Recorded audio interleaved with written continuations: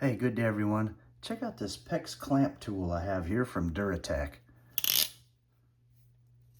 These are really nice. Well, just start with the handle here. Got some nice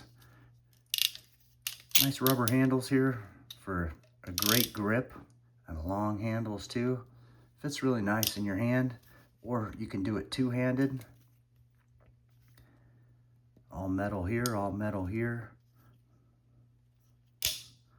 And you can wrench this thing down like in small increments. And so it's got a little ratcheting mechanism right here in the middle, which allows this to stay clamped. And so it's kind of similar to a hemostat, operation, but see the click there, and then it opens all the way up. So these things open up all the way like this. And this little mechanism right there, you can see it's got some serrations in there. And then it just kind of engages with this part right over here and clicks.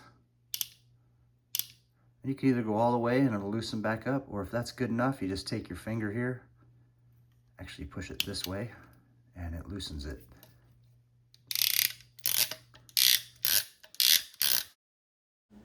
Now here we got our PEX clamps and our PEX gun. Take our fitting, slip it in to the PEX there, put the clamp around it, and that pipe represents maybe like a barb fitting, something that won't move.